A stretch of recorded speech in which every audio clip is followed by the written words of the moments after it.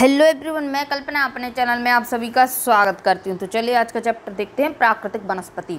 तो देखिए, प्राकृतिक वनस्पति चैप्टर हम आधा कर चुके थे, इसका एक पार्ट हमने कर लिया है। तो अगर अभी तक आपने नहीं देखा है तो प्लेलिस्ट में जाके देख लीजिए। और आज हम इसका सेकंड पार्ट करने वाले हैं। तो चलिए आगे देखते हैं। तो देखिए, ये सारी चीज़ें हम लोग देख चुके थे और इधर पे मैंने आपको मैपिंग भी दिखाई थी ना, दिखाई हो तो एक बार देख लीजिएगा। देखना, इधर पे जो ब्लैक कलर से है वो आपके अनूप वन है, और जो आपके बिंदी बिंदी से इधर पे डिनोट किए गए हैं वो आपके पर्वतीय वन है। पर्वतीय वन आपको मिलेंगे कहाँ? पर्वतीय क्षेत्र में। तो ये रहा पर्वतीय क्षेत्र, ठीक है। इधर अरुणाचल प्रदेश में पर्वतीय क्षेत्र मिल जाएगा। इसके अलावा जो बताए गए हैं उष्णकटिबंधीय कांटेदार वन। पहली बात तो जो उष्णकटिबंधीय हैं तो उष्णकटिबंधीय क्षेत्र में मिलेंगे, ठीक है। इसके बाद उष्णकटिबंधीय पर्णपाती वन, जो पत्ते झड़ देते हैं उनको देख लीजिए। उष्णकटिबंधीय सदाबहार एवं अर्ध सदाबहार वन।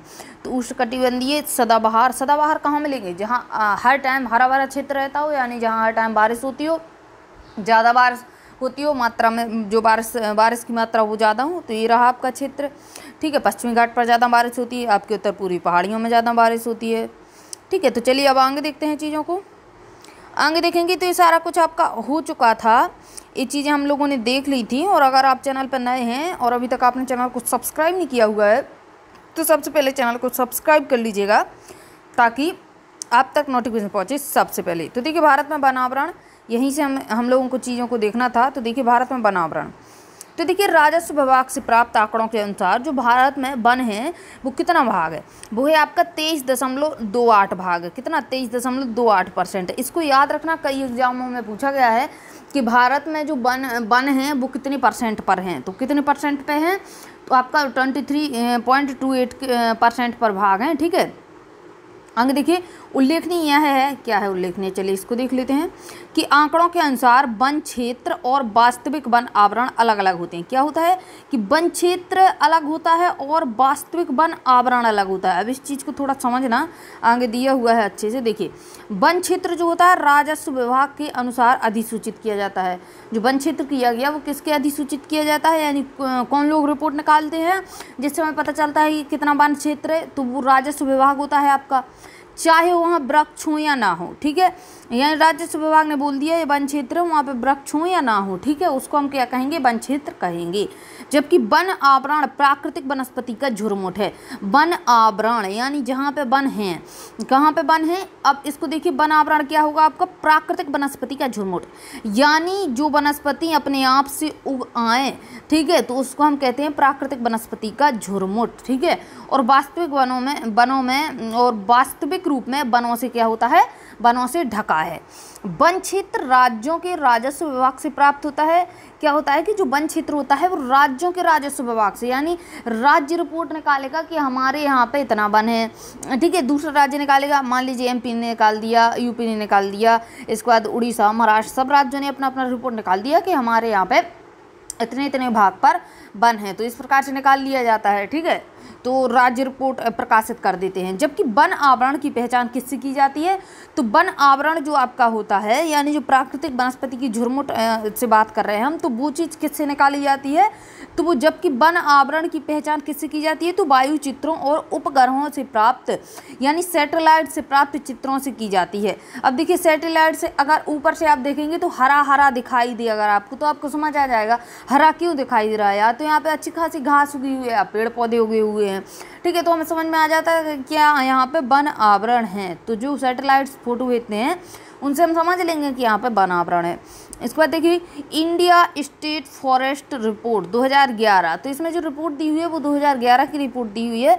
बाकी आपके जो आंकड़े हैं आते हैं, तो अगर जो आपके लेटेस्ट, जैसे आप करंट अफेयर पढ़ते हैं तो लेटेस्ट आंकड़े जो आते हैं वो आपके करंट अफेयर में पूछे जाते हैं एग्जाम में, ठीक है। तो ये तो जो रिपोर्ट है आपकी 2011 की दी हुई है, तो इसको एक बार देख लेते हैं कि इंडिया स्टेट रिपोर्ट 2011 के अनुसार वास्तविक वन आवरण केवल 21.05% है। कैसा है? वास्तविक वन आवरण 21.05% है। उसमें से 12.29% भाग पर सघन वन है और 8.75% भाग पर विवृत वन है। यानी आपके 12.2% पर कैसे वन है? सघन। सघन मीन्स होता है घने वन, ठीक है। और 8.75% पर क्या है? विवृत, यानी आपके जो है इधर पे विरल वन है। विरल मीन्स घने नहीं है, ठीक है, दूर दूर पेड़ पौधे लगे हुए हैं। वन क्षेत्र और वन आवरण आवरण दोनों में ही राज्यवार भिन्नता पाई जाती है। तो देखते हैं किस प्रकार से, यानी ऐसा तो नहीं है ना कि अब देखिए अगर आप जनसंख्या की बात करें तो हर राज्य में जनसंख्या एक जैसी नहीं होती, हर राज्य में जनसंख्या घनत्व एक जैसा नहीं होता, हर राज्य में खेती एक जैसी नहीं होती, हर राज्य में उत्पादन एक जैसा नहीं होता, हर राज्य में आपके खनिज एक जैसे नहीं मिलते हैं। तो वन भी उसी प्रकार से हैं। हर राज्य में एक सेम वन कैसे मिल सकते हैं कि भाई 20-20-20-20 हर राज्य में 20-20% वन हो, नहीं होगा ना। तो हर राज्य में अलग वन होंगे, ठीक है, कहीं पे ज़्यादा, कहीं पे कम, कहीं पे बिल्कुल नहीं होंगे। तो इस प्रकार से है। तो चलिए देखिएगा कि वन क्षेत्र और वन आवरण दोनों में ही राज्यवार भिन्नता पाई जाती है, यानी हर राज्य में अलग अलग मिलेगा आपको वन क्षेत्र और वन आवरण, ठीक है। जहाँ देखिए लक्षद्वीप की अगर हम बात करते हैं तो वन क्षेत्र वहाँ पे शून्य माना गया है, ठीक है, कैसा माना गया है, शून्य। और अंडमान और निकोबार में यह है 86.93% वन क्षेत्र के अधीन है, ठीक है। तो जो आपकी राजस्व रिपोर्ट आएगी उसमें लक्षद्वीप में जो वन क्षेत्र है वो शून्य बता दिया, लेकिन अंडमान और निकोबार में कितना बताया तो 86.93% वन क्षेत्र के अधीन आ गया। इसके बाद देखिए 10% से कम क्षेत्र वाले राज्य कहाँ मिलेंगे आपको, तो देखिए मुख्य तौर पर देश के उत्तर और उत्तर पश्चिमी भागों में। कहाँ पे मिलेंगे, उत्तर भागों में और उत्तर पश्चिमी भागों में 10% से अधिक कम वन क्षेत्र मिलेंगे। और ये राज्य जो है आपके देखिए राजस्थान में तो वैसे ही आपका जो है शुष्क क्षेत्र माना जाता है, गुजरात भी है आपका, पंजाब भी है, हरियाणा भी है और दिल्ली भी है, ठीक है। तो ये राज्य आपके जहाँ पे 10% से कम वन क्षेत्र पाए जाते हैं। इसके बाद देखिए गुजरात, राजस्थान और हरियाणा तो अर्ध शुष्क इलाके हैं। अर्ध शुष्क यानी ना तो ये बिल्कुल से सूखे हैं और ना ही बहुत ज़्यादा बारिश वाले हैं, ठीक है, ठीक ठाक बारिश हो जाती है, इसलिए इसको हम अर्ध शुष्क कहते हैं। पंजाब और हरियाणा के अधिकतर वनों को कृषि के लिए साफ कर दिया गया है। तो जो आपका पंजाब और हरियाणा है यहाँ पे कृषि तो आपकी जो धान की उपज होती है, गेहूँ की उपज होती है, बहुत अच्छी होती है, ठीक है। क्यों होती है, वहाँ पर ज़मीन कहाँ से आई, तो वन क्षेत्र को उसको साफ कर दिया। अब वहाँ पर वन कहाँ से बचेगा, खेती करने के लिए वन क्षेत्र को साफ कर दिया, ठीक है। तो इसी के कारण इन क्षेत्रों में क्या है कि अब जो वन की स्थिति है वो कितने परसेंट है, 10% से कम है, ठीक है। तो अब यहाँ पे खेती होती है, उस वन जो वन जहाँ पे लगा था उस जमीन को साफ करके अब खेती करने लगे लोग बाग। अब आगे देखिएगा क्या है, तमिलनाडु और पश्चिम बंगाल उन राज्यों में से हैं जिनमें क्या है 10 से 20% भाग वन का पाया जाता है। अभी हमने क्या देखा, 10 से कम यानी 10% से कम। अब आप बात कर रहे हैं जैसे 10 से 20%, ठीक है। तो 10 से 20% की बात कर रहे हैं तो कौन कौन से राज्य आ जाएंगे आपके, एक तो आपका तमिलनाडु आ जाता है और दूसरा आपका वेस्ट बंगाल आ जाएगा। अब देखिए प्रायद्वीप की साइड चलते हैं। तो प्रायद्वीप भारत में प्रायद्वीप यानी आपका इस प्रकार से ये वाला क्षेत्र आपका प्रायद्वीप कहलाता है। प्रायद्वीप मतलब क्या होता है, पेनिनसुला मतलब जो स्थल का भाग 3 तरफ से पानी से घिरा हो उसको हम प्रायद्वीप कहते हैं। तो इधर आपका क्या है, बे ऑफ बंगाल है, इधर आपका अरेबियन सी है, इधर आपका हिंद महासागर है, ठीक है। तो 3 तरफ से जो भारत का ये वाला भाग है 3 तरफ से पानी से घिरा हुआ है जल से, इसलिए हम इसको प्रायद्वीप भारत कहते हैं। तो प्रायद्वीप भारत की ओर अगर आप चलते हैं तो आपको मिलेगा दादर एवं नगर हवेली, ठीक है, दादर एवं नागर हवेली। इसके बाद देखिए तमिलनाडु और गोवा को छोड़कर, तमिलनाडु तो अभी हमने देखा 10 से 20% के बीच में वन है, ठीक है। तमिलनाडु और गोवा को हमने छोड़ दिया क्योंकि गोवा में जो है जनसंख्या काफ़ी ज़्यादा है आपकी। तो देखिए से सभी राज्य जो बता रखा है कि प्रायद्वीप भारत का दादर नागर हवेली, तमिलनाडु और गोवा को छोड़कर इन 3 को छोड़ दिया हमने। तो जो राज्य बचते हैं उन राज्यों में 10 से 20% भूमि वनों के अधीन है, ठीक है। कितना है, 10 से 20 नहीं, 20 से 30% भूमि पर वन पाए जाते हैं। अब देखिए उत्तर पूर्व की साइड चले जाइए तो उत्तर पूर्व में आपके ज़्यादातर वन ही पाए जाते हैं, ठीक है, क्योंकि एक तो पहाड़ी क्षेत्र भी है आपका और वहाँ पे बारिश भी ज़्यादा होती है। तो बारिश होने की वजह से क्या होगा, वन क्षेत्र तो पाए जाएंगे। उत्तर पूर्वी राज्यों में 30% से अधिक भूमि पर वन पाए जाते हैं। पर्वतीय स्थलाकृतियाँ और अधिक वर्षावन विकास के लिए उपयुक्त होती हैं। तो इन लोगों ने बता रखा है कि हमें वन ज़्यादा देखने को कहाँ मिलेंगे, तो पहली बात तो कहाँ मिलेंगे, जहाँ पर्वतीय स्थलाकृतियों। अब पर्वतीय स्थलाकृति यानी जहाँ पे पर्वत पठार टाइप के आपके या फिर पर्वत पठार मिल जाए। तो देखिए अगर पर्वत है तो लोग बाग वहाँ पर कम रहेंगे क्योंकि उनको आवास, मान लीजिए इस प्रकार से ढलान है, इस प्रकार से ढलान है तो यहाँ पर तो कोई घर बना नहीं सकता है, ठीक है। और दूसरी बात उनको संसाधन उधर पर कम मिल पाते हैं। तो पर्वतीय क्षेत्र में क्या होती है, जनसंख्या भी कम होती है। जैसे संसाधन से मतलब देखिए उनको जो है परिवहन की सुविधा नहीं मिल पाती है, गाड़ी वाहन वहाँ तक नहीं जा पाते हैं, ठीक है, तो उन लोगों को संसाधन में प्रॉब्लम होती है, इसलिए लोग बाग वहाँ पे नहीं रहते। अब लोग बाग नहीं रहेंगे और बारिश ज़्यादा होगी तो पर्वतीय क्षेत्र में क्या होते हैं, वन उग आते हैं। तो वही चीज़ है कि एक तो पर्वतीय स्थलाकृतियाँ और अधिक वर्षा वन विकास के लिए उपयुक्त होते हैं, यानी जहाँ पर अधिक वर्षा होती हो और पर्वतीय स्थलाकृतियाँ हो। तो उत्तर पूर्वी राज्यों में ऐसा ही कुछ है, पर्वतीय स्थलाकृतियाँ हैं और क्या है कि अधिक वर्षा वाला क्षेत्र है। तो वहाँ पर जो वन है कितने पाए जाते हैं, 30% से अधिक भूमि पर वन पाए जाते हैं। आगे देखिए, वन क्षेत्र की तरह वास्तविक वन आवरण में भी भिन्नताएं पाई जाती हैं।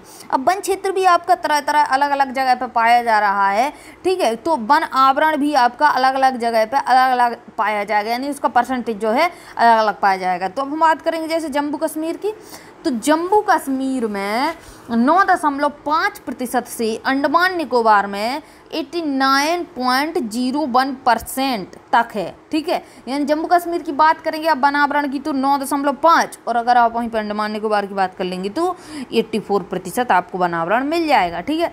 भारत में वनों की वितरण तालिका इसमें दी हुई है, उसको हम बाद में देखेंगे। तो चलिए देखिए, इधर पे देखिए क्या है, यह स्पष्ट होता है उस तालिका को देखकर कि 15 राज्यों में कुल भूमि के 33% से अधिक भाग पर वन पाए जाते हैं, जो कि पारिस्थितिकी संतुलन बनाए रखने के लिए एक आधारभूत आवश्यकता है। क्या होता है कि जो 15 राज्य हैं, तो 15 राज्यों में कुल भूमि के 33% से अधिक भाग पर वन पाए जाते हैं, जो कि अच्छी बात है। देखिए 33% पर अगर वन पाए जाते हैं, पेड़ पौधे लगे हुए हैं, तो क्या होगा कि जो कार्बन डाइऑक्साइड आपकी ज़्यादा निकलती है उसको क्या करते हैं पेड़ पौधे, मतलब अपने पास लेके क्या कर लेते हैं, उसमें उसको ऑक्सीजन में बदल लेते हैं, ठीक है। तो ये हमारी पारिस्थितिकी संतुलन के लिए क्या होता है, अच्छी बात है, ठीक है, ठीक है, आधारभूत आवश्यकता है। कितना, पारिस्थितिकी संतुलन बनाए रखने के लिए एक आधारभूत आवश्यकता है, कितना, 33%, फिलहाल में आपका 23% के आसपास है, ठीक है। अगर आप बात करें तो 10% का अंतर है, लेकिन कहीं पे ज़्यादा है कहीं पे कम है। चलिए आगे देखिए, वास्तविक वन आवरण के अधीन क्षेत्र के आधार पर राज्यों को 4 प्रदेशों में विभाजित किया गया है। तो जो आवरण, वन आवरण के आधार पर क्या किया गया, इसको 4 प्रदेशों में विभाजित कर दिया गया। तो देखिए किस प्रकार से इन्होंने चार भागों में इसको डिवाइड किया।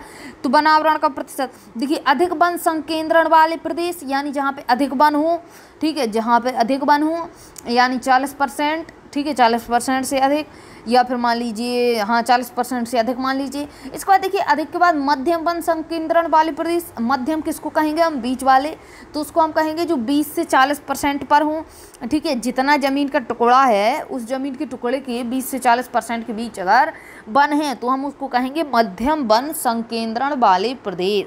तीसरी बात, कम वन संकेंद्रण किसको कहेंगे, जो 10 से 20 में हो, और अति कम यानी ना के बराबर जो 10% से कम हिस्से पर वन हो तो हम उसको कहेंगे अति कम वन संकेंद्रण वाले प्रदेश, यानी बहुत कम संकेंद्रण वाले प्रदेश। अब देखिए वन और जीवन, तो क्या है वन और जीवन, वन में जीवन कैसा होता है, ऐसा तो है नहीं। वन में देखिए जीव जंतु भी रहते हैं, जनजातियाँ भी रहती हैं, यानी जनजातियाँ माने कुछ लोग भी वहाँ पे रहते हैं, ठीक है, तो उनका जीवन रहता होगा। तो कैसे रहते हैं वो लोग, असंख्य जनजातियाँ यानी काफ़ी जनजातियाँ, लोगों के लिए वन एक आवास है, रोजी रोटी और अस्तित्व है। यानी अगर आप बात करें जनजातियों के लिए वन जो है आवास भी रहता है, ठीक है, और उनके लिए रोजी रोटी, यानी जो खान पीन का सामान होता है या उनका घर मकान आप बोलें, ठीक है, तो जो खाना पीना होता है उन्हें उसी वन से मिलता है, क्योंकि वहाँ पे देखिए पेड़ पौधों में फल फूल लगे होते हैं, उसी को तोड़ तोड़ के वो लोग खाते हैं। इसके बाद देखिए क्या होता है, ये उन्हें भोजन देते हैं, फल देते हैं, खाने लायक वनस्पति देते हैं, शहद देते हैं, पौष्टिक जड़ें देते हैं, और शिकार के लिए वन्य जानवर प्रदान करते हैं, ठीक है। तो इन्हें शिकार करना है तो वन के जानवर मिल जाते हैं। ये उन्हें घर बनाने का सामान और कलाकारी की वस्तुएं देते हैं। जनजातीय समुदाय के लिए वनों की महत्वता सभी जानते हैं, ठीक है, जनजातीय समुदाय के लिए जो है वनों की महत्वता सभी जानते हैं। तो जनजातीय के जो लोग होते हैं, ठीक है, ट्राइबल जो होते हैं, वो क्या करते हैं, वो वनों की महत्वता को समझते हैं, ठीक है। शहर में रहने वाले लोग वनों की महत्वता को नहीं समझते, उन लोगों को बस पैसा दिखाई देता है, ठीक है, लेकिन जो जनजातीय के लोग होते हैं, जनजाति समूह के लोग होते हैं, वो वनों की महत्वता को अच्छी तरीके से समझते हैं, क्योंकि उनके जीवन और आर्थिक क्रियाओं के लिए आधार है। मुख्य बात तो यही ना कि उनका आवास भी वही है, ठीक है, उनका खाना पीना भी वही है, यानी उनको फल फूल जड़ी बूटी हर चीज़ वन से मिल रही है, लकड़ी ईंधन जो भी उन्हें चाहिए उन्हें हर चीज़ वन से मिल रही है, तो उनका जीवन ही है वन में, ठीक है। और आर्थिक क्रिया यानी मतलब जड़ी बूटियाँ मान लीजिए इकट्ठा करके उन्होंने मार्केट में बेच दिया, तो उनको आर्थिक क्रिया के लिए भी वही यानी वन ही उनके लिए है। अब देखिए साधारणतः यह माना जाता है कि भारत में कितने ज़िले हैं, तो 553 ज़िले हैं, 593 ज़िलों में से 188 जनजातीय ज़िले हैं, ठीक है। तो आपके उत्तर पूर्वी राज्य जो हैं, ठीक है, और एमपी में भी, क्योंकि आपका एमपी जो है, एमपी में सबसे ज़्यादा वन पाए जाते हैं, ठीक है। राज्यों की बात करें तो एमपी में सबसे ज़्यादा वन पाए जाते हैं क्षेत्रफल के हिसाब से, ठीक है। तो देखिए क्या है कि मतलब एमपी आपका काफ़ी बड़ा क्षेत्र का हिस्सा है, तो उसमें वन आपके ज़्यादा पाए जाते हैं। अब वन वहाँ पे ज़्यादा पाए जाते हैं तो जनजाति वहाँ पे पाई जाएंगी, ठीक है। और आपकी उत्तर पूर्व राज्यों में भी क्या होती हैं, जनजाति पाई जाती हैं। तो अगर हम पूरे भारत की बात करें तो पूरे भारत में ज़िले हैं आपके 593, ठीक है। और 593 ज़िलों में से 188 जनजातीय ज़िले हैं। कितने? 188 जनजातीय ज़िले हैं। आगे देखिए, अब आप अंदाज़ा तो लगा सकते हैं ना कि 593 में से 188 अगर आप इस प्रकार से लगाएं कि अगर 600 इसको मान लें और 200 अगर आप इसको मान लें, तो आप अंदाज़ा लगा सकते हैं कि पूरे 600 ज़िलों में से 200 ज़िले जो हैं जनजातीय हैं, ठीक है। अब देखिए ये जनजातीय ज़िले भारत के कुल भौगोलिक क्षेत्र का 33.63% हिस्सा हैं। अगर आप बात करते हैं 188 ज़िला, तो 188 ज़िला कितने क्षेत्र में है, तो 188 ज़िला 33.63% हिस्से पर फैले हुए हैं, ठीक है। परंतु देश का 59.61% वन आवरण इन्हीं ज़िलों में पाया जाता है, ठीक है। तो देखिए क्या है कि जो पूरा जो है वन, यानी पूरे अगर भारत के वन देखें तो जो क्षेत्र है, मान लीजिए जो थल क्षेत्र है, तो कितना आपका उस जनजातीय, इधर से फिर से समझना आप लोग। देखिए एक तो आपका 593 ज़िले हैं, उसमें से 188 आपके ज़िले कैसे हैं, जनजातीय हैं, ठीक है। और अगर आप क्षेत्र की बात करें तो 188 ज़िले इतने यानी 33.63% हिस्से पर फैले हुए हैं। और अगर पूरे जो है वन की बात करें तो पूरे 100% वन का हिस्सा 60% हिस्सा इसी क्षेत्र में फैला हुआ है, इन्हीं ज़िलों में फैला हुआ है। बस इतनी बात है। आगे देखिए, इससे पता चलता है कि जनजातीय ज़िले वन संपदा में धनी है। बिल्कुल, जनजातीय ज़िले जो आपके हैं वहाँ पर ज़्यादातर वन पाए जाते हैं, ठीक है। वनों और जनजाति, क्योंकि जो जनजाति के लोग होते हैं वो अधिकतर वनों में ही रहते हैं, ठीक है। वनों और जनजाति समुदायों में घनिष्ठ संबंध होते हैं और इनमें से एक का विकास दूसरे के बिना असंभव है, ठीक है। एक दूसरे पर क्या होते हैं, निर्धारित होते हैं।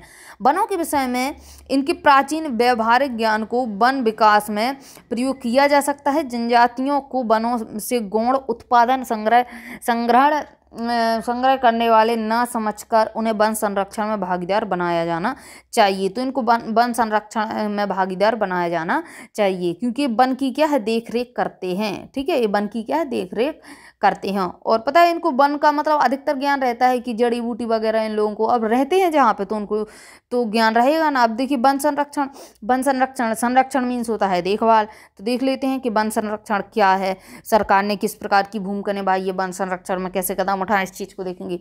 वनों का जीवन और पर्यावरण के साथ जटिल संबंध है। वनों का जीवन और पर्यावरण, ठीक है। अब देखिए इन्वायरमेंट, पर्यावरण क्या है आपका, और वनों का जीवन। अब अगर वनों का जीवन खत्म हुआ तो आपका पर्यावरण डगमगा जाएगा। पर्यावरण डगमगा जाएगा, CO2 ज़्यादा हो जाएगी। अब CO2 अगर ज़्यादा होती है, कार्बन डाइऑक्साइड, तो क्या होगा, कार्बन डाइऑक्साइड अगर ज़्यादा होती है तो गर्मी ज़्यादा बढ़ेगी। गर्मी ज़्यादा बढ़ेगी तो सूखा, बाढ़, फालतू की स्थितियाँ आपकी पैदा हो जाएंगी, यानी सूखा बाढ़ दोनों स्थितियाँ आपकी एक साथ पैदा हो जाएंगी अगर CO2 की मात्रा बढ़ती है। तो देखिए वनों का जीवन और पर्यावरण एक जटिल संबंध है, बिल्कुल संबंध है। वन प्रत्यक्ष और अप्रत्यक्ष रूप से हमें बहुत आर्थिक व सामाजिक लाभ पहुँचाते, बिल्कुल पहुँचाते। आर्थिक देखिए, लकड़ी, जड़ी बूटी, ईंधन, क्या चीज़ नहीं मिलता आजकल। तो जो हम किताब में पढ़ते हैं, आपके कागज भी तो उसी से बनाए जाते हैं, हरे पेड़ पौधों से, ठीक है। यानी खेल लेके आपके जो क्या होता है, बेड वगैरह होता है, या फिर खिड़की, दरवाजे, बेड, ठीक है। इसके बाद आप देखें औषधि, ठीक है। उसके बाद देखें आप खाने की चीज़ें, यानी जो फल फ्रूट सब्जी वगैरह ये चीज़ें, तो हर चीज़ हमें वनों से ही तो मिल रही है, ठीक है। आर्थिक और सामाजिक लाभ जो है हमें वनों से हो रहे हैं, चाहे वो प्रत्यक्ष हो या फिर अप्रत्यक्ष हो, या आप डायरेक्ट बोल सकते हैं कि वन से हमें चीज़ प्राप्त हुई है, या आपको क्या है कि अप्रत्यक्ष, जैसे आपको फल सब्जी वगैरह आती है, आपके घर आ जाती है, लेकिन एक किस्म से अगर आप देखेंगे तो वो किससे आती है, पेड़ पौधों से तो आती है, ठीक है। अगर आप जड़ी बूटियों की बात करें तो अब वो बात अलग है कि आप मेडिकल से जाके दवाइयाँ ले आते हैं, लेकिन अगर एक तरफ से अगर आप देखें तो जड़ी बूटी आपकी कहाँ से लाई जाती है, वनों से लाई जाती है, ठीक है। तो वही चीज़ है आपकी। अतः वनों के संरक्षण की मानवीय विकास में एक महत्वपूर्ण भूमिका है, यानी जो वनों का संरक्षण है, हम हर एक इंसान को वनों का संरक्षण करना चाहिए, ठीक है। अगर एक इंसान, देखिए अगर हम सब वनों का संरक्षण नहीं करते हैं तो क्या कोई एक व्यक्ति वन का संरक्षण कर लेगा, ठीक है, नहीं कर पाएगा ना। तो हर एक इंसान को वन का संरक्षण करना चाहिए। फलस्वरूप भारत सरकार ने पूरे देश के लिए वन संरक्षण नीति 1952 में लागू की थी, जिसको 1988 में संशोधित किया गया था। इसको याद कर लेना कि जो वन संरक्षण की नीति थी, जो वन को देखभाल करने की नीति थी, वो सरकार ने कब लागू की, तो उसने 1992 में सरकार ने क्या किया, 1952 में लागू किया इसको, और फिर क्या किया 1988 में इसको फिर से संशोधित किया, ठीक है। इसमें कुछ क्या किया, इसमें और कुछ चीज़ें जोड़ी गई, इसको संशोधित किया गया, ठीक है। 1952 से क्या किया, 1988 में इसको संशोधित किया। याद रखना इसको लागू कब किया, 1952, और इसको संशोधित कब किया, तो 1988, ठीक है। अब आगे देखिए, इस नई वन नीति के अनुसार सरकार जो है सतत पोषणीय का मतलब होता है कि देखिए सतत पोषणीय का मतलब ये होता है कि अगर कोई चीज़ आज हम यूज कर रहे हैं, ठीक है, अगर कोई वस्तु आज हम यूज कर रहे हैं तो उसको इस प्रकार से यूज मत करिए कि वो अगली आने वाली पीढ़ी को देखने को ही न मिले। जैसे अगर आप देखें कि डीजल पेट्रोल प्राकृतिक गैस है, इतनी तेज़ी से यूज हो रहा है गाड़ियों में इसका, कि मतलब ऐसी स्थिति बन जाएगी कि जो आने वाली पीढ़ी होगी वो जानेगी ही नहीं कि डीजल पेट्रोल क्या होता था, वो बस किताबों में पढ़ लेगी। जैसे आज हम क्या करते हैं, डायनासोर के बारे में किताबों में पढ़ते हैं, देखा तो है नहीं हमने उसको, डायनासोर को क्या करते हैं, किताब में पढ़ लेते हैं, ऐसा ऐसा होगा, उतने में खत्म हो गया, ऐसा वैसा, इस प्रकार से पढ़ लेते हैं। तो देखिए वही चीज़ है कि सतत पोषणीय वन रखिए, यानी कहीं ऐसा ना हो कि आने वाली पीढ़ी बस सुन ले कि हाँ वन होते थे, ठीक है। तो वही चीज़ें सरकार ने क्या किया कि वनों को सतत पोषणीय वन प्रबंधन पर बल देगी। क्या करेगी सरकार, जो है किस पर बल देगी, सतत पोषणीय वन पर बल देगी, कि मतलब वनों को ऐसा बनाया जाए, मतलब जड़ी बूटियों को ऐसा बनाया जाए कि आने वाली पीढ़ी उसको देख सके। यानी क्या होता है कि कुछ आपकी जो है वनस्पति जात, कुछ जो आपकी वनस्पति जात, कुछ जंतु जात, यानी अगर आप बोलें तो कुछ जंतु आपके कैसे हैं, लुप्त हो चुके हैं, कुछ लुप्त होने की कगार पर हैं। तो देखिए जो लुप्त हो चुके हैं उनको तो हमने ही नहीं देखा, ठीक है, और जो लुप्त होने की कगार पर हैं उनको आने वाली पीढ़ी नहीं देख पाएगी। और इसके अलावा अगर आप बात करते हैं जैसे आप वनस्पति जात की, तो कुछ पेड़ पौधों के बारे में हम लोग सुनते बात है कि हाँ ऐसी वनस्पति होती थी, ठीक है। और इसी प्रकार से अगर आप देखें तो कुछ वनस्पति कैसी है, कुछ वनस्पति जो है लुप्त होने की कगार पर है। अगर वो वनस्पति लुप्त हो जाती है तो हमारी आने वाली पीढ़ी उसको किताबों में बस में पढ़ेगी, क्या देखेगी कि हाँ ऐसी वनस्पति होती थी, इसका ऐसा ऐसा उपयोग होता था, इसको खाया जाता था, इसको जड़ी बूटियों में उपयोग किया जाता था, वगैरह वगैरह। तो इस प्रकार से आने वाली जो पीढ़ी है इस प्रकार से देखेगी। तो इसी पर बल दिया किसने, सरकार ने इस प्रकार से बल दिया कि उन वनस्पतियों का संरक्षण किया जाए, उनका और बढ़ाया जाए, वनस्पतियों को, जंतुओं को भी बढ़ाया जाए। तो इस प्रकार से अभी हम वन के बारे में पढ़ रहे हैं तो वन की बात करेंगे, जिससे एक और वन संसाधनों का संरक्षण व विकास किया जाएगा। वही चीज है ना कि पहले तो उसका वन संसाधनों का क्या किया जाएगा, संरक्षण किया जाएगा, ठीक है। पहले तो उसकी देखरेख की जाएगी और उसका विकास किया जाएगा। तो वही चीज़ तो मैं बता रही हूँ, वो विकास होगा तभी तो आने वाली पीढ़ी उसको देख पाएगी। दूसरी तरफ स्थानीय लोगों की आवश्यकताओं को पूरा किया जाएगा। अब जो वहाँ के लोग हैं और जो वन से जो उनकी जो आवश्यकता है वो पूरी हो रही थी, उनको भी पूरा किया जाएगा। ऐसा नहीं है कि उनको बोल दिया नहीं आपको ऐसी चीज़ नहीं दी जाएगी, ठीक है। तो अगर विकास किया जाएगा तो क्या मतलब है, विकास अगर होता है किसी पौधे का तो वो पौधा क्या है कि जैसे मान लीजिए हमने क्या किया, 10 अमरूद के पेड़ लगा दिए, ठीक है। इस प्रकार से हमने कितने लगा दिए, 6 7 8 9 10 अमरूद के पेड़ लगा दिए। अब इसमें जब अमरूद के फल लगेंगे तो क्या है, वहाँ के जो लोग हैं वहाँ को हम बेचने मतलब खाने के लिए देंगे ना, देंगे ही, क्योंकि इसमें फल लग रहे हैं, ठीक है। वहीं पे अगर आपका मान लीजिए एक पेड़ है, ठीक है, एक पेड़ है, तो आप क्यों देंगे, नहीं देंगे आप उसको खाने के लिए किसी को। ठीक है, तो वही चीज़ है कि अगर उसका विकास हुआ पौधे का तो वहाँ के जो स्थानीय लोग हैं उनकी आवश्यकताओं को हम पूरा आराम से कर सकते हैं। ठीक है, इस वन नीति के निम्नलिखित उद्देश्य, तो उद्देश्य देखिए बहुत ज़्यादा इंपॉर्टेंट है, इसको ध्यान से सुनना। देखिए फर्स्ट क्या था कि देश में 33% भाग पर वन लगाना, जो वर्तमान राष्ट्रीय स्तर से कितना 6% अधिक है। मतलब इस नीति का जो उद्देश्य निकला वो निकला कि पूरे देश में अगर हम वन देखें तो कितने होने चाहिए, 33% वन होने चाहिए। लेकिन अभी फिलहाल में आपके कितने हैं, 23% के आसपास हैं, 24 मान लीजिए। ठीक है, आगे देखिए क्या है, पर्यावरण संतुलन बनाए रखना तथा पारिस्थितिक असंतुलन क्षेत्रों में वन लगाना।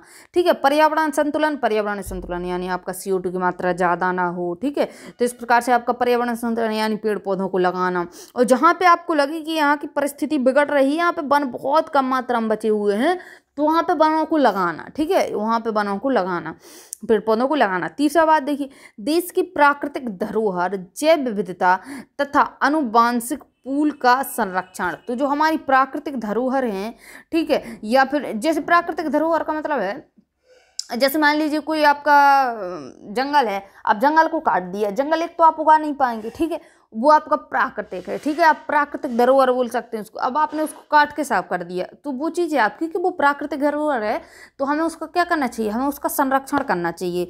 जैव विविधता यानी बायोडाइवर्सिटी तथा आनुवांशिक पूल का संरक्षण। जैसे आपका जैव विविधता, बायोडाइवर्सिटी आपका कौन सा है, तो देखिए पश्चिमी घाट पर बायोडाइवर्सिटी पाई जाती है।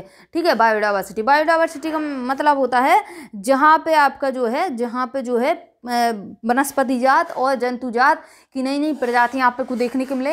मतलब बहुत सारी न्यू ना बोले आप, तो आप ये भी बोल सकते हैं कि बहुत सारी आपको देखने को मिले प्रजातियां। जैसे कि अगर आप पश्चिमी घाट पे देखते हैं तो बारिश की मात्रा वहाँ पे ज़्यादा होती है मानसून के जरिए। ठीक है, तो अगर मानसून के जरिए वहाँ पे बारिश की मात्रा ज़्यादा देखने को मिलती है तो तरह तरह के पेड़ पौधे आपको देखने को मिलते हैं। यानी वहाँ पे अगर देखें आप तो हरा भरा क्षेत्र आपको ज़्यादा देखने को मिलेगा। ठीक है, तो बायोडाइवर्सिटी तो उसको क्या है, अब उसको हम खत्म थोड़ी ना करेंगे कि भाई बायोडाइवर्सिटी उसको काट पीट के अलग कर दिया, तो उसकी भी हमें देखरेख करना चाहिए। अब मृदा अपरदन और मलस्थिरीकरण रोकना तथा बाढ़ व सूखा पर नियंत्रण करना। अब देखिए मृदा अपरदन मीन्स होता है मृदा का कट जाना। जैसे मान लीजिए एक नाला इधर से निकला हुआ है और बहुत तेजी से इसमें पानी बह रहा है। अभी क्या करेगा, इसके साइड के हिस्सों को, इसके किनारों को क्या करेगा, इसके साइड के किनारों को नाली के क्या करेगा, मृदा को काट के ले जाएगा, ये पानी ले जाएगा। तो यही चीज़ है आपका मृदा अपरदन। उस मृदा अपरदन को रोकना क्यों, इससे क्या होता है कि जब ऊपर की मृदा अपरदन के कारण हट जाती है, पानी के बहाव में चली जाती है, तो देखिए इधर पे क्या होता है, जब मृदा पानी के बहाव से उधर से हट जाएगी तो क्या होगा, उधर से जो है उपजाऊपन चला जाएगा, बिल्कुल चला जाएगा। जब मृदा अपरदन वहाँ से हो गई है, मृदा की ऊपरी परत उधर से हट गई है, बजरी निकल आई नीचे से, क्योंकि जैसे मृदा की ऊपरी परत हटेगी तो नीचे बजरी निकलेगी यानी बालू निकलेगी। अब बालू में थोड़ा ना आप खेती कर सकते हैं, नहीं कर सकते, तो मृदा अपरदन हमें रोकना पड़ता है। क्यों, क्योंकि मृदा अपरदन से क्या होता है, वहाँ पे जो है क्या हो जाता है, आपका मरुस्थल बन जाता है। मरुस्थल यानी उधर की जो आपकी मिट्टी है वो बंजर भूमि बन जाती है। तो मृदा अपरदन को रोकना, ठीक है, और मरुस्थलीकरण रोकना। तो यही चीज़ है आपका कि मृदा अपरदन अगर हम रोकते हैं तो मरुस्थलीकरण रुक जाता है आपका। इसके बाद बाढ़ और सूखा पर नियंत्रण। तो बाढ़ आपका इसी से आती है, किससे आती है, जैसे आपका मृदा अपरदन है, ठीक है, मृदा कट के मृदा जा रही है। अब देखिए कहीं पे तो मृदा ये पानी जब तेज बहाव लेगा तो क्या करेगा, उधर पे बाढ़ आएगी। ठीक है, पानी तेज बहाव लेगा तो बाढ़ आ जाएगी। ठीक है, और सूखे का क्षेत्र बनेगा, जहाँ पे पेड़ पौधे नहीं है वहाँ पे सूखे का क्षेत्र बनेगा। ठीक है, और इसके बाद जो है आपका जो आपकी पौधे की जड़ें होती हैं वो पानी को पकड़ के रखती हैं, यानी जो पौधे की जड़ें हैं वो पानी को रोक लेती हैं, और जब वो पानी को रोक लेती हैं तो ना तो मृदा अपरदन और मिट्टी को भी बांध के रखती हैं, तो मिट्टी का भी अपरदन नहीं होता है। और जब वो पानी को रोकती हैं तो क्या होता है कि बाढ़ की स्थिति भी कम आती है। तो इसलिए क्या होता है आपका कि वो चीज़ आपकी रुक जाती है पेड़ पौधों को लगाने से। अब देखिए इधर पर 5वां नंबर देखिए, निम्नीकृत भूमि पर सामाजिक वानिकी एवं वनारोपण द्वारा वन आवरण का विस्तार। क्या बता रखा है कि निम्नीकृत भूमि, भूमि का निम्नीकृत होना, ठीक है। लोग बाग क्या हैं कि आए दिन प्लॉट खरीद रहे हैं या फिर देखिए मतलब इंडस्ट्री लगा रहे हैं, तो अब इसके लिए तो प्लॉट खरीदेंगे नहीं लोग बाग कि वहाँ पे जाके वन लगा लें, ऐसा तो होगा नहीं, कोई ऐसा नहीं करता, घर बनवाएगा। अब जब जहाँ पर घर बन गया वहाँ पे जो है उधर पानी की कमी आपकी हो जाएगी, क्यों? क्योंकि मिट्टी जो है पानी को सोखती नहीं है, क्योंकि पक्की ज़मीन कहाँ से सोखेगी, ठीक है। सीमेंट कर दिया, फर्श कर दिया घर में, तो क्या होगा, पानी नहीं सोखेगी, तो उधर से जो है मिट्टी हट जाती है। अब मिट्टी नहीं रहेगी तो पेड़ पौधे नहीं उगेंगे। तो भूमि का निम्नीकृत यानी भूमि का कम होता जाना, निम्नीकृत भूमि पर सामाजिक वानिकी, ठीक है। तो वहाँ पे जो भूमि है वहाँ पे सामाजिक वानिकी हम लगा सकते हैं, यानी वन लगा सकते हैं। सामाजिक वानिकी, वानिकी मीन्स होता है वनों से संबंधित, तो हम उसको कहते हैं वानिकी। वन रोपण द्वारा वन आवरण का विस्तार, वन रोपण यानी अगर हम वन रोपण करें तो वन आवरण का विस्तार होगा, यानी हम वन अगर लगाते हैं, हमें ज़मीन दिख रही है खाली घर के आसपास किनारे किनारे में, तो हम उसको अगर वन उधर पे लगाएंगे तो क्या होगा, वन का विस्तार होगा। वनों की उत्पादकता बढ़ाकर वनों पर निर्भर ग्रामीण जनजातियों को इमारती लकड़ी, ईंधन, चारा और भोजन उपलब्ध करवाना और लकड़ी के स्थान पर अन्य वस्तुओं को प्रयोग में लाना। तो मेरे ख्याल से आपको समझ में आ गया होगा कि वनों की उत्पादकता बढ़ाने, यानी वनों में जो चीज़ें मिलती हैं, यानी जो चीज़ें नहीं बोलेंगे वह वस्तुएं बोलेंगे, वन में जो वस्तुएं मिलती हैं उसकी उत्पादकता को बढ़ाना, यानी जो जड़ी बूटी मिल रही हैं, जो फल फूल मिल रहे हैं, उसकी उत्पादकता को बढ़ाना, ठीक है। अब जब उसकी उत्पादकता बढ़ेगी तो जनजातियों को क्या होगा, मान लीजिए वनों पर निर्भर जो ग्रामीण जनजातियां, उनको इमारती लकड़ी हम आराम से दे सकते हैं कि भाई लोग अपनी झोपड़ी बना सकते हैं, लोग बाग गेट खिड़की बना सकते हैं, ठीक है। ईंधन भी आराम से दे देंगे, चारा भी दे देंगे उनके पशुओं के लिए, भोजन उपलब्ध कराना है, यानी भोजन वहाँ से आराम से जो निकलेगा फल फूल या फिर जो खेती पाती जो लोग भी जो भी वन में होगा तो उसको हम आराम से दे सकते हैं जनजाति को, और लकड़ी के स्थान पर अन्य वस्तुओं को प्रयोग में लाना। और लकड़ी अगर है और इसका अगर कोई ऑप्शन है कि लकड़ी को छोड़कर अगर हम प्रयोग कर सकते हैं और किसी चीज़ का, तो आराम से उस चीज़ में बताइए कि इसको मतलब इस वस्तु को उपयोग ना करके लकड़ी को हटा के इधर पे मतलब दूसरी वस्तु को उपयोग में ला सकते हैं। आगे देखिए 7 नंबर, पेड़ लगाने को बढ़ावा देने के लिए, पेड़ों की कटाई रोकने के लिए जन आंदोलन चलाना, ठीक है। तो जन आंदोलन, जन मीन्स होता है लोगों के द्वारा चलाया गया आंदोलन, क्योंकि देखिए जहाँ पे जनता खड़ी हो जाए वहाँ पे लोग बाग कुछ नहीं कर सकते, ना सरकार ना कोई, ठीक है। जहाँ पे जनता इकट्ठी हो जाए वहाँ पे कोई भी कुछ नहीं कर सकता है, ठीक है, मतलब जनता की बात को मानना पड़ता है। तो पेड़ों की कटाई को रोकने के लिए क्या होता है, जन आंदोलन को चलाना। जैसे कि अगर आपने देखा हो चिपकू आंदोलन, आपने उसमें हिस्ट्री में पढ़ा होगा चिपकू आंदोलन, तो चिपकू आंदोलन आपका इसी के लिए चलाया गया था। वनों की कटाई हो रही थी तो जो जनजाति की औरतें थीं वो क्या कर रही थी, पेड़ों से जाके चिपक गई थी, तो उसको चिपकू आंदोलन नाम दे दिया था, ठीक है। तो अगर आपसे पूछे चिपकू आंदोलन किसके लिए चलाया गया था, तो वनों की कटाई को रोकने के लिए ही चलाया गया था, ठीक है। तो मतलब कुछ आंदोलन चलाए जाते हैं। और देखिए वो आपका जो है चिपकू आंदोलन कैसा आंदोलन था, जन आंदोलन था, यानी जन के द्वारा, यानी जनता के द्वारा चलाया गया, लोगों के द्वारा, ठीक है, जिसमें महिलाएं भी शामिल हों ताकि वनों पर दबाव कम पड़े। तो इसमें महिलाएं भी शामिल हो जाती हैं। आगे देखिए, इस वन संरक्षण नीति के अंतर्गत निम्नलिखित कदम उठाए गए। तो कुछ कदम उठाएगा, अभी तो हमने देखा कि इसके उद्देश्य क्या क्या थे, अभी तो देखा हमने कि इसके उद्देश्य यानी सरकार ने उद्देश्य क्या क्या रखे। अब देखते हैं कि इनको मतलब कदम क्या क्या उठाया सरकार ने, ठीक है, अपनाया किस किस को। तो देखिए सबसे पहले सामाजिक वानिकी, सामाजिक वानिकी। तो देखिए सामाजिक वानिकी का अर्थ है पर्यावरणीय, सामाजिक व ग्रामीण विकास में मदद के उद्देश्य से वनों का प्रबंध और सुरक्षा तथा ऊसर भूमि पर वन रोपण। फिर से देखना इसको, सामाजिक वानिकी का अर्थ क्या है, तो एक तो है आपका पर्यावरण, सामाजिक और ग्रामीण विकास में मदद, ठीक है, ग्रामीण विकास में मदद। ग्रामीण विकास आपका इसी तरह हो सकता है। तो देखिए उद्देश्य से वनों का प्रबंधन, उद्देश्य क्या क्या रखा, पर्यावरण, सामाजिक और ग्रामीण विकास में मदद। तो इन सब चीज़ों के उद्देश्य से वनों का प्रबंधन और सुरक्षा तथा ऊसर भूमि पर वन रोपण, जो खाली भूमि डली हुई है उस पर क्या करना है, वनों का रोपण करना है, यानी वन लगाने हैं, पेड़ पौधे लगाने हैं। दूसरी बात करिए राष्ट्रीय कृषि आयोग। तो जो आपका राष्ट्रीय कृषि आयोग है, ठीक है, तो इतने से इतने तक चला।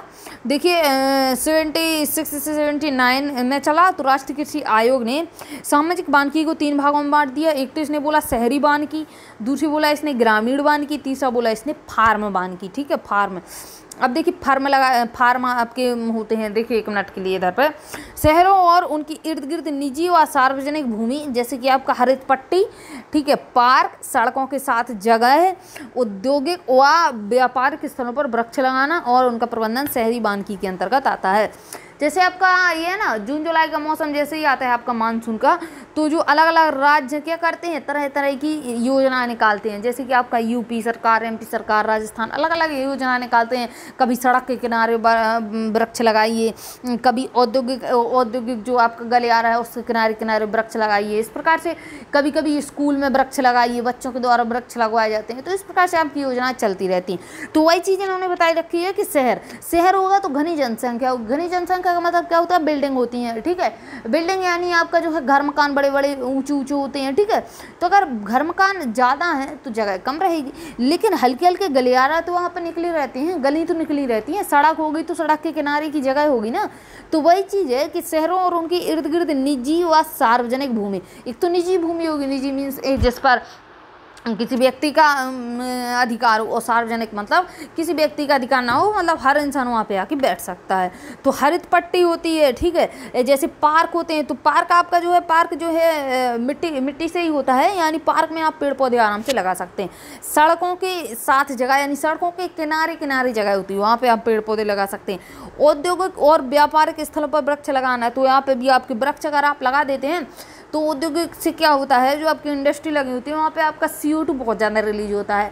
तो अगर वहाँ पे हम पेड़ पौधे लगा देते हैं तो उस CO2 को वो पेड़ क्या करेंगे, उस CO2 को वो पेड़ ले लेंगे, ठीक है। तो वायुमंडल में CO2 ज़्यादा नहीं पनपेगी। और उनका प्रबंधन शहरी वानिकी के अंतर्गत आता है। तो इन सब चीज़ों का प्रबंधन कैसे किस में आता है, शहरी वानिकी, ठीक है। हम बात करेंगे ग्रामीण वानिकी। तो देखिए ग्रामीण वानिकी में कृषि वानिकी और समुदाय कृषि वानिकी को बढ़ावा दिया जाता है। क्या किया जाता है कि एक तो आपका कृषि वानिकी यानी कृषि करने के लोगों को प्रोत्साहित किया जाता है, और समुदाय कृषि हो सकता है लोग बाग 4-5 लोग इकट्ठे होकर कृषि करते हो तो उसको बढ़ावा दिया जाता है। आगे देखिए कृषि वानिकी का अर्थ है, देखिए इसमें क्या होता है, कृषि योग्य तथा बंजर भूमि पर पेड़ और फसलें एक साथ लगाना। देखिए वो क्या होता है कि एक खेत है, एक फील्ड है, ठीक है, एक खेत है, ठीक है। तो इसके क्या होता है, इसके बीच बीच में खेती कर सकते हैं आप लोग, इसके बीच बीच में खेती कर देंगे, ठीक है, जो फसल उगाना हो। इसके किनारे किनारे देखिए इधर पे, फिर से देखना इधर पे, ये रहा आपका पूरा, ठीक है। तो यहाँ पे क्या होता है कि इसके किनारे किनारे पर इधर पे किनारे किनारे पर पेड़ पौधे आप लोग लगा सकते हैं, और बीच में जो आपको गेहूँ, चावल, धान, मक्का जो भी उगाना है वो आप आराम से उगा सकते हैं। तो ये चीज़ आपकी बहुत अच्छी होती है, ठीक है। तो क्या होता है, कृषि वानिकी का अर्थ है कृषि योग्य तथा बंजर भूमि पर पेड़ और फसलों का लगाना। इसका विपर्याय है कि वानिकी और खेती एक साथ करना, ठीक है। वन भी लगाना और खेती दोनों चीज़ें एक साथ एक ही स्थान पर, जिससे खाद्यान्न, चारा, ईंधन, इमारती लकड़ी और फसलों का उत्पादन एक साथ किया जा सके। अब देखिए क्या होगा, बिल्कुल हो जाएगा। किस प्रकार से, अब जब लकड़ी लगा दी यानी सॉरी पेड़ पौधे लगा दिए तो ईंधन भी उससे निकलेगा, इमारती लकड़ी भी आप निकाल सकते हैं, और फल वाले पेड़ पौधे लगाएंगे तो आपको फल भी मिल जाएंगे। तो इन चीज़ों का एक साथ किया जा सकता है। और आप बीच के खेत में क्या करेंगे, खेती कर लेंगे तो खेती भी हो जाएगी। समुदाय वानिकी में सार्वजनिक भूमि, समुदाय वानिकी में क्या होगा, एक तो सार्वजनिक भूमि आएगी आपकी, जैसे गांव में क्या होता है, चारागाह होता है, मंदिर की भूमि होती है, सड़कों के दोनों तरफ की भूमि होती है, नहर के किनारे की भूमि होती है, रेल पट्टी के साथ पटरी की साइड के किनारे की भूमि होती है, विद्यालय में पेड़ लगाना। तो ये सब चीज़ें क्या होती हैं, सार्वजनिक होती हैं। तो यहाँ पे अगर आप पेड़ पौधे लगाते हैं तो ये भी अच्छा है, जिसका उद्देश्य पूरे समुदाय को लाभ पहुँचाता है, ठीक है। अगर मान लीजिए स्कूल में पेड़ लग गए तो वो किसी एक बच्चे को तो फायदा पहुँचाएंगे नहीं, ठीक है, वो पूरे समुदाय को फायदा पहुंचाएंगे। लेकिन अगर आप अपने खेत के किनारे किनारे पेड़ पौधों को लगाते हैं तो वो आपका खुद का पेड़ होगा, चाहे तो आप उसको जब काट सकते हैं, चाहे तो आप उसको कभी उसको ईंधन के रूप में प्रयोग कर सकते हैं, ठीक है। जब आपका मन करे तब उसको आप जो कुछ कर सकते हैं। तो यही चीज़ है आपका इस योजना का एक उद्देश्य, भूमि विहीन लोगों को वानिकीकरण से जोड़ना तथा इससे उन्हें भी लाभ पहुँचाना जो केवल भूस्वामी को ही प्राप्त होता है। भूमि विहीन, जिनके पास भूमि नहीं है, तो ये जो योजना है उनको योजना बताई जाएंगी, ठीक है। अगर वो लोग मान लीजिए स्कूल में या फिर विद्यालय में पेड़ पौधे लगाते हैं, रेल पटरी के किनारे किनारे पेड़ पौधे लगाते हैं, तो एक तो वो वानिकीकरण से जुड़ रहे हैं यानी पेड़ पौधों से जुड़ रहे हैं, और दूसरी बात सरकार की योजना है तो सरकार उन लोगों को पैसा भी देगी, ठीक है। तो दोनों चीज़ें आपकी हो जाएंगी। आगे देखिए फार्म वानिकी। तो फार्म वानिकी क्या होगा, फार्म वानिकी के अंतर्गत किसान अपने खेतों में व्यापारिक महत्व वाले या दूसरे पेड़ लगाते हैं। फार्म वानिकी में ऐसे पेड़ों की उगाई की जाती है, यानी ऐसे पेड़ों की खेती, या फिर आप बोल सकते हैं ऐसे पेड़ लगाए जाते हैं जिससे क्या होता है, व्यापारिक महत्व हो, ठीक है, यानी जिसको हम व्यापार कर सकें, जिससे हम पैसे आर्थिक स्थिति को अपनी बढ़ावा दे सकें। वन विभाग इसके लिए छोटे और मध्यम किसानों को निःशुल्क पौधे उपलब्ध कराते हैं। क्या करते हैं कि कैसे भी करो भाई पौधे लगाओ, तो इसलिए क्या करती है सरकार, वन विभाग जो होते हैं निःशुल्क पौधे दे देते हैं।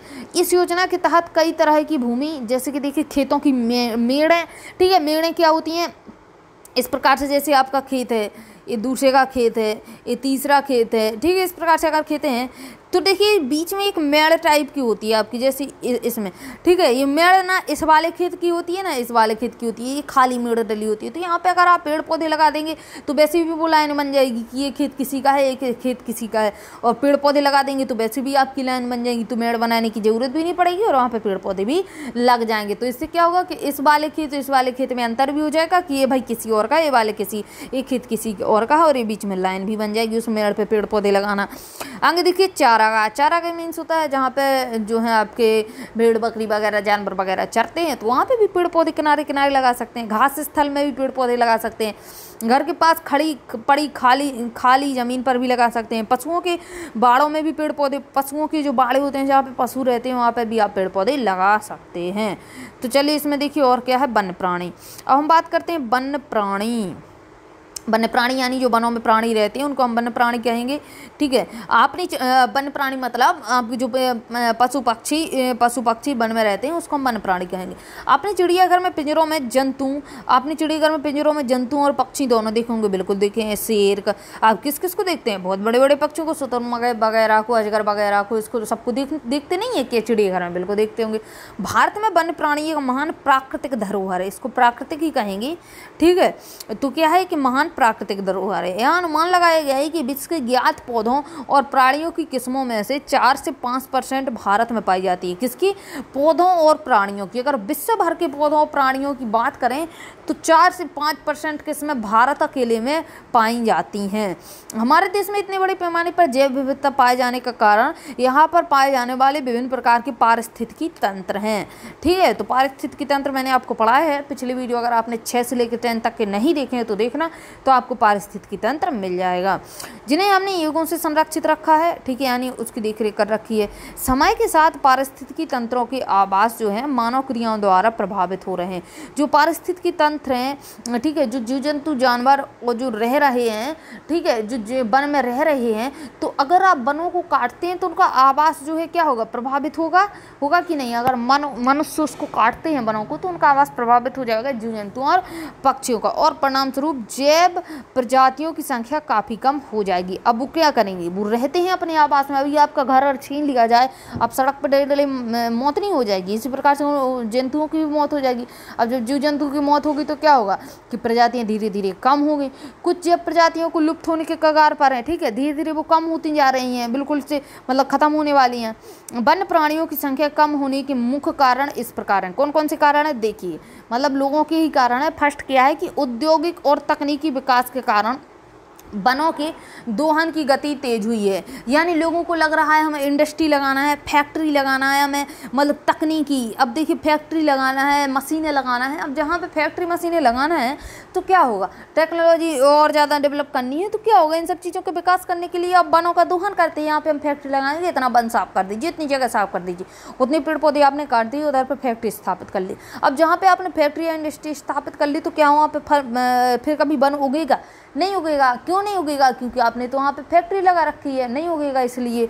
तो बस उसका क्या होगा, वनों का दोहन हो रहा है, वनों को तेज़ी से काटा जा रहा है। दूसरी बात देखिए खेती, तो खेती करने के लिए लोग वनों को काट देते हैं।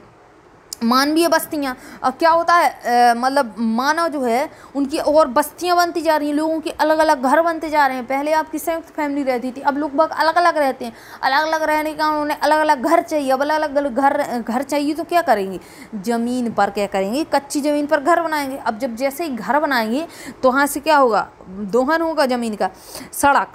सड़कें अगर निकालनी हैं या रेलवे पटरियां निकालनी हैं, खाद्यान्नों और जलाशयों इत्यादि के लिए ज़मीन से वनों को साफ किया जाता है। अंग देखिए और क्या है आपका, तीसरा नंबर, स्थानीय लोगों ने चारे, ईंधन और इमारती लकड़ी के लिए वनों से पेड़ काटे और वनों पर दबाव बढ़ाया। तो ये आप समझ में आ गया होगा कि ईंधन के लिए इमारती लकड़ी और चारे के लिए वनों को काटा और वनों पर दबाव बढ़ गया।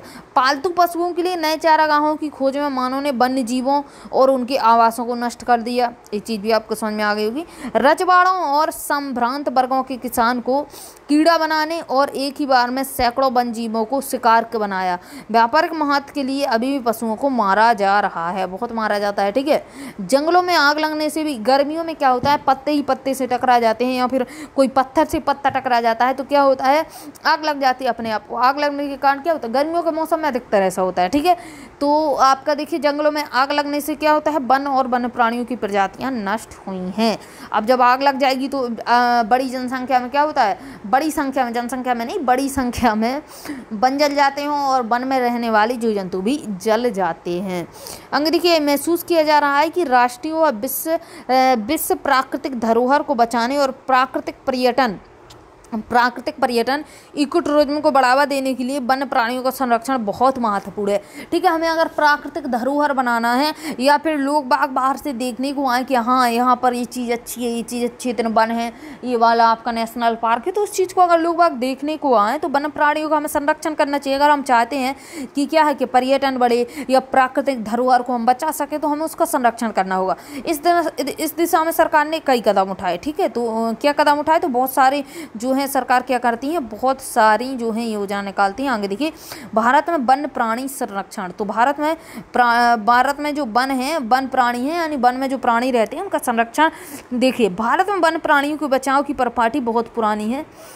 पंचतंत्र और जंगल बुक, तो अगर आपने पंचतंत्र और जंगल बुक जो है सीरियल, जंगल बुक तो सबने देखा होगा, ठीक है। पंचतंत्र और जंगल बुक इत्यादि की कहानियाँ हमारे वन्य प्राणियों के प्रति प्रेम का उदाहरण है, प्रस्तुत करती हैं कि इनका युवाओं पर महत्वपूर्ण प्रभाव है। यानी अगर आपने जंगल बुक देखा हो तो जंगल बुक में क्या है, जंगल जंगी दिखाया गया है, जंगल दिखाया गया है और इसके अलावा जंगल के साथ साथ जीव जंतु दिखाए गए हैं। जीव जंतु क्या करते हैं, उस वन को बचाने की कोशिश करते रहते हैं। तो वही चीज़ें, वो कहानियाँ आपकी दिखाई गई हैं। वन्य प्राणी अधिनियम, इसको याद कर लेना, कब आया, तो 1972 में आया, ठीक है। 1972 में पास हुआ वन्य प्राणी अधिनियम, जो वन्य प्राणियों के संरक्षण और रक्षण की कानूनी रूपरेखा तैयार करता है। यानी कानून की तरफ से, सरकार की तरफ से 1972 में वन्य प्राणी संरक्षण आया। उस अधिनियम की दो उद्देश्य रखे, कौन कौन से। अधिनियम के तहत अनुसूची में सूचीबद्ध संकटापन्न प्रजातियों को सुरक्षा प्रदान करना, यानी जो प्रजातियां लुप्त होने की कगार पर हैं उनको क्या किया जाए ना, उनको सुरक्षा प्रदान करना, तथा नेशनल पार्क और पशु विहार जैसे संरक्षित क्षेत्रों को कानूनी सहायता प्रदान करना। तो देखिए नेशनल पार्क आपके राष्ट्रीय उद्यान बनाया जाना, यानी एक क्षेत्र है आपका, ठीक है, यहाँ पे वन लगे हुए हैं तो इसको क्या बोल दिया कि ये नेशनल पार्क है, ठीक है, इसको नेशनल पार्क बोल दिया। अब नेशनल पार्क का मतलब है कोई भी इंसान ना तो यहाँ पे शिकार कर सकता है और ना भी कोई इंसान अपनी ज़रूरत के लिए इस जंगल को काट सकता है, ठीक है। तो नेशनल पार्क बनाना और पशु विहार जैसे संरक्षित क्षेत्रों को संरक्षित करती है, ठीक है, मतलब सरकार की तरफ से इस क्षेत्र को संरक्षित कर दिया। अब वो जो क्षेत्र है ना तो वहाँ पे कोई काटा पीटी कर सकता है पेड़ पौधों की, ना ही कोई शिकार कर सकता है। तो संरक्षित क्षेत्र को कानूनी सहायता प्रदान करना, इस अधिनियम को 1991 में पूर्णतः संशोधित कर दिया गया। तो फिर से इसको 1991 में संशोधित किया गया, जिसके तहत कठोर सजा का प्रावधान किया गया। यानी अगर कोई रूल फॉलो नहीं करता है, कानूनी जो रूल निकाले गए हैं कि आप ना तो वहाँ पे शिकार कर सकते, ना ही वहाँ का वन को काट सकते, तो अगर कोई काटता है और अगर कोई शिकार करता हुआ पाया गया तो उसको कठोर सजा मिलेगी। इससे कुछ पौधों की प्रजातियों को बचाने तथा संकटापन्न प्रजातियों के संरक्षण का प्रावधान भी है। यानी देखिए कुछ जो आपके जानवर हैं या कुछ आपकी जो है पेड़ पौधे हैं कैसे हैं संकटापन्न है, यानी लुप्त होने की कगार पर हैं, तो उनको संरक्षण यानी उन पर ज़्यादा ध्यान दिया जाएगा, ठीक है, और उनकी प्रजाति को बढ़ाया जाएगा। आगे देखिए क्या है कि भारत में 102 नेशनल पार्क हैं, संरक्षित हैं, ठीक है, सरकार की तरफ से 515 वन्य प्राणी अभयारण्य हैं जो कि आपके 1.57 एकड़ हेक्टेयर भूमि पर फैले हुए हैं। वन्य प्राणी संरक्षण का दायरा क्या है, काफ़ी बड़ा है और जो है आपका और इसमें देखिए, और इसमें मानव कल्याण की असीम संभावनाएं निहित हैं। तो देखिए आप लोगों को एक काम करना है, ये आप लोग पढ़ लेना, क्योंकि इसमें कुछ भी नहीं दिया हुआ है तो इसको बार बार पढ़ने। अभी देखिए बहुत सारा है, और अगर मैं इसको देखती हूँ तो आप इसको आराम से पढ़ सकते हैं। देखिए आप इसका स्क्रीनशॉट लेना है, इसमें कुछ नहीं है ऐसे, इसमें छोटी छोटी चीज़ें दी हुई हैं हिंदी की, ठीक है। आपको हर चीज़ एक एक समझ में आ जाएगी, इसका स्क्रीनशॉट ले लीजिएगा, ठीक है। अगर आप 1 मिनट के लिए रुकना है इधर पे आप लोग देखिए, आप लोग स्क्रीनशॉट लेना है यहाँ पे। देखिए इधर पे आप लोग इस पेज का स्क्रीनशॉट ले लीजिए, ठीक है, इस पेज का स्क्रीनशॉट, ठीक। और ये नीलगिरी वगैरह सब पढ़ लेना, इस पेज का स्क्रीनशॉट ले लीजिए। इसमें जो चीज़ें दिखाई गई हैं इसको देख लेना एक बार, किस राज्य में है आपको समझ में आ जाएगा। इसका स्क्रीनशॉट ले लीजिए, ठीक। और ये याद करने हैं, जो ज़्यादा डार्क है इनको याद करना है आपको। तो इसका स्क्रीनशॉट और इसके बाद इसका स्क्रीनशॉट, एक क्वेश्चन दिए हुए कुछ आपके, तो इसका स्क्रीनशॉट, ठीक है।